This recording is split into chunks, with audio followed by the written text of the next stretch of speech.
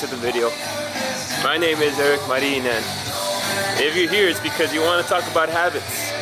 One of my favorite things to talk about personally, and mostly because I'm in the pursuit of practicing better habits and incorporating new ones. In order for us to be able to accomplish that which we most want to get done, we're gonna really have to incorporate habits that are in alignment with where we're trying to get to. More importantly, I would suggest to ask the question, what's keeping me from? What's keeping me from where I want to be? What do I need to do? And how do I take the necessary steps today to get there? 5 habits, let's talk about it.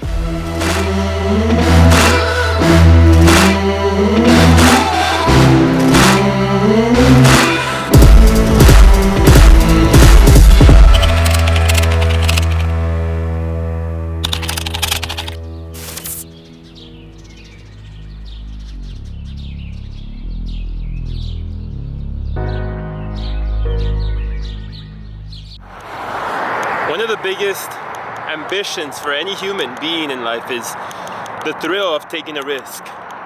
Pushing to optimize your potential by risking and taking a leap of faith on yourself.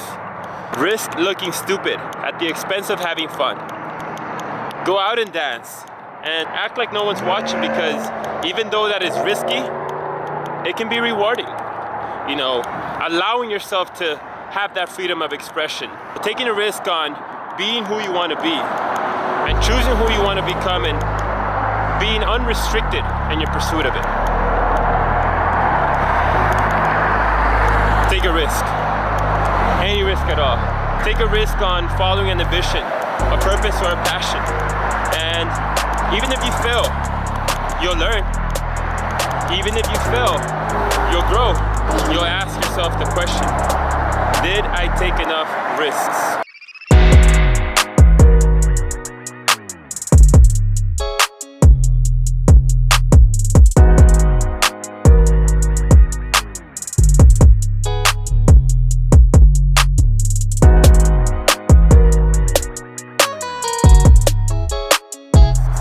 Taking a risk is just that, the leap of faith. Doing the things that are slightly uncomfortable and challenging with the understanding that they're gonna get you to a better place. Because we don't just get from one point to another by intentions. We have to take action at some point. So that takes calculated risk. And the risk that you're taking here is the risk on yourself. Not knowing whether you'll succeed or fail, but not caring about the outcome. Making this video took a risk. Because, you know, putting content out and being in front of a camera talking to it is not necessarily something that I do naturally. But I decided that there was enough purpose or reason for me to want to do it. And that is that if I can help at least one individual, somebody, anybody, change their perspective from how they were thinking before they saw this to now how they're thinking after they've seen this video, if their perspective was enhanced just slightly, then the purpose of this video is just that. So, not caring about the outcome, but more interested in the possibilities. If you're gonna take a risk, focus on that.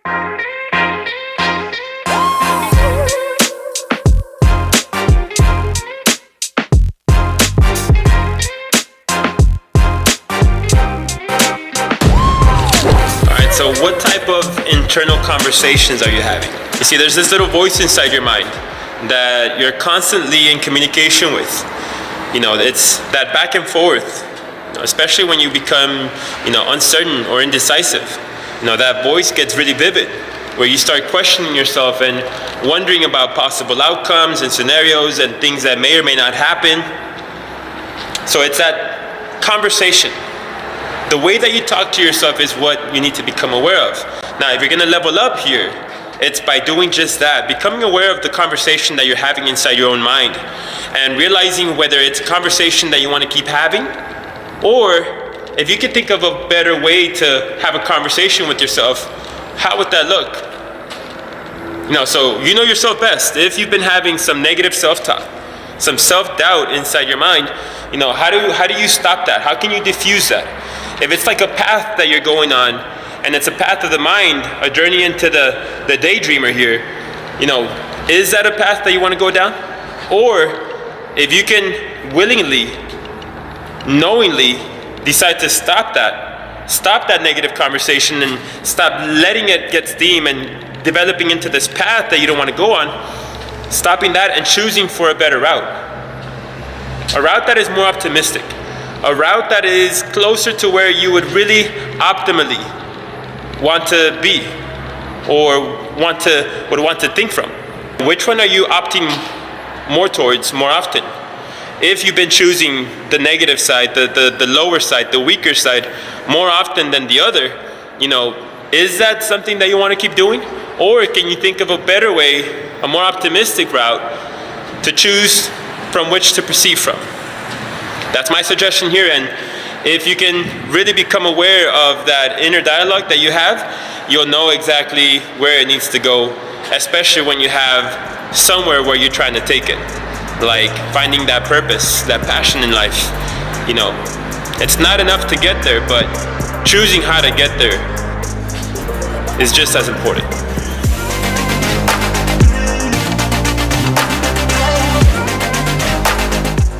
Detoxify, cleanse, and purify yourself in all forms. Now, what does that mean exactly? What that means is that you have to first become aware. Become aware of the people around you. Who do you surround yourself with, and what are your environments? What is the energy behind the environments that you're around? Is it a positive one or a negative one? Now, after you become aware of this, now you start analyzing, okay, what is for me and what is not? Who are the people that are feeding my fire, and who are the people that are trying to put it out? Because, it sucks to say, but sometimes even the people that love us and care about us the most might end up being the ones that are trying to burn us out. And the thing is, they don't necessarily do it intentionally, but these things happen, and we need to become aware of it. And after you've become aware and you've analyzed the situations, now you start to eliminate what doesn't help you, and eliminate that which is keeping you from moving forward. As much as it might hurt, it's like ripping a band-aid. It's got to get done, but you hold back to prevent hurt feelings or to prevent the burning of bridges. But in the process of creating your own bridges, you first have to burn those that are leading you astray. So for example, let's say you're friends. You got this deadline coming up, and you got a project that you got to get done, and you know that the ultimate sense of achievement would come from doing that very thing. But your friends call you up, hey, we're having a party, it's so-and-so's birthday, you have to come out with us, celebrate, be with us. They put that peer pressure on you. Follow through. If you're watching this video, follow through on this one habit, and everything else will start to line itself up for you. Eliminate the people that are not meant for you. Choose your inner circle, and the product of what you become is going to be directly correlated around that circle. Eliminate the environments. Instead of nightclubs, go to the library. Instead of going out to hangouts and doing some questionable things, go to the gym. You want to practice self-care and self-love, you begin by eliminating.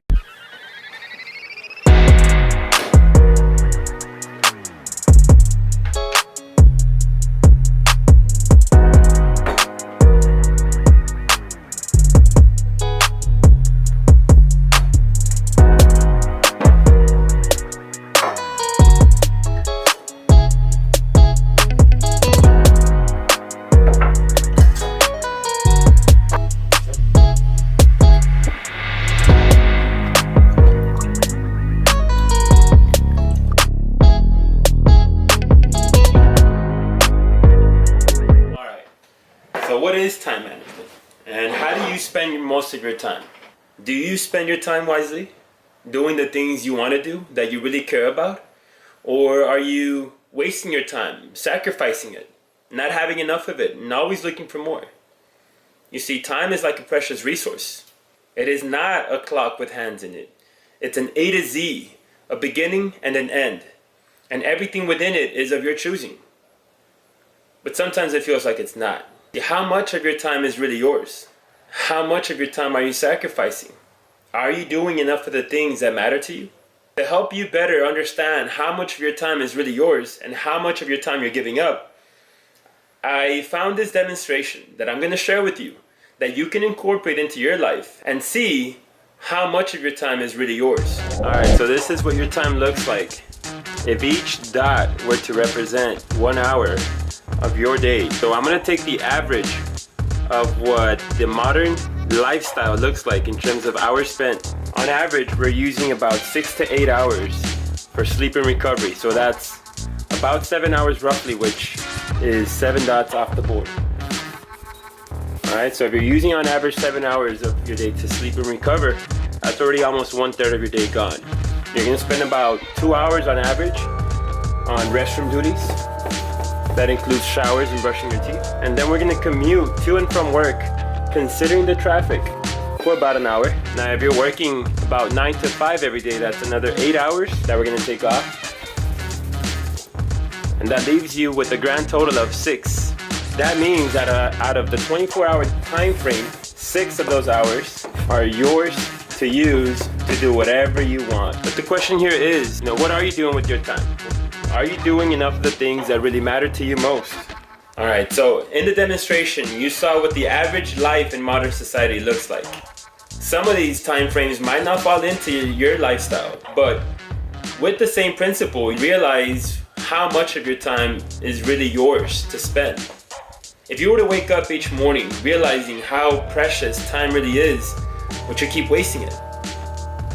Or would you begin doing more of the things that you really, really want to do, if you're not doing them already? So use this principle, use this strategy, incorporate it into your life, figure out where your time is going and manage it. Choose what to do with your time and choose wisely, because it's running out. And when it's gone, it's gone.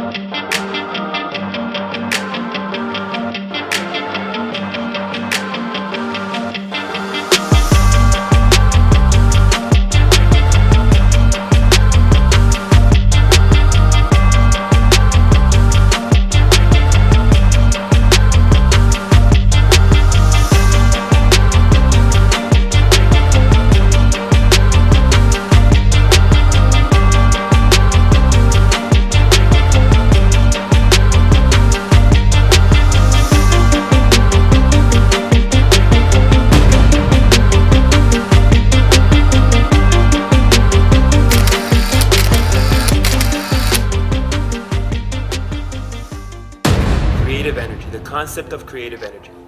So what is it exactly? I'll put a definition of it. This is the best definition that I found to explain it verbally. But let's get in depth with it. Creative energy is not the same thing as survival energy. So the first thing you must become aware of is just that. It's the source of energy that, goes beyond your needs. Now we're talking about aspirations. We're talking about purpose. We're talking about the creation of your reality in tune with what you're truly intending, meaning that you're optimizing your life and leveling up in that way. So how do you do that? You do it through the use of creative energy. And it's best used in your imagination. But why? Or what is it that creative energy gives us? And how can we find it? It's gonna help you come up with solutions and ideas to any ambitions or pursuits or purposes or goals that you're trying to strive towards. It's gonna make you a better problem solver. You're gonna be able to do better critical thinking when you're using your creative energy with your imagination to get through any adversity, any struggle, any obstacle that is in the way of getting you to where you're trying to get. If you can integrate reality with imagination and intertwine it and use it, this is when you do it. It's in the creative energy realm that you can do your best thinking, your best performance. It's like being in that state of flow. Being in that state of flow where everything you do seems seamless. With the integration of reality and imagination, we're gonna gain better perspectives, better insights, higher level ways of thinking that you can now just use as tools to create and mold through your own reality. You start off by getting better sleep. Honestly, there's really no substitute whatsoever. There's no amount of caffeine that can substitute for a good night's rest.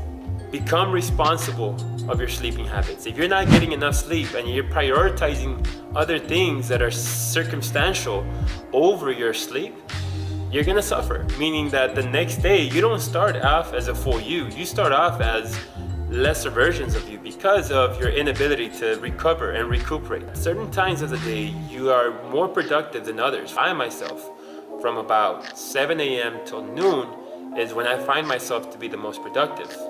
Anything after that, I'm more focused on survival, like food and rest and self-growth and things of that sort. But from those hours where my creative energy is enhanced is when I do my most constructive work. Meaning that whenever I need solutions, insights, ideas, this is the time when I'm most open to doing it. So become aware of that. Stay away from energy drainers.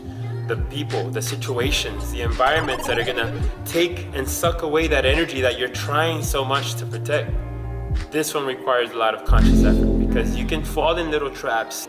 Time and attention are being taken away, and when the time is ticking, creative energy is like the most important resource that you have going for you, especially if you're using it at its peak time. With creative energy, aka with your willpower, you can create anything that you can imagine.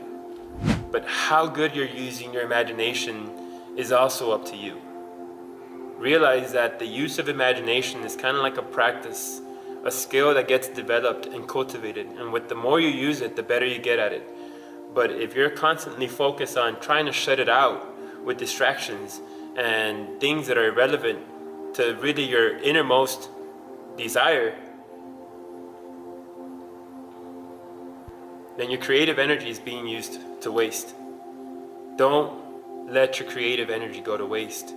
Use it for something that you truly want brought out of you. Something that represents you. Something that says about who you are or what you want to get across.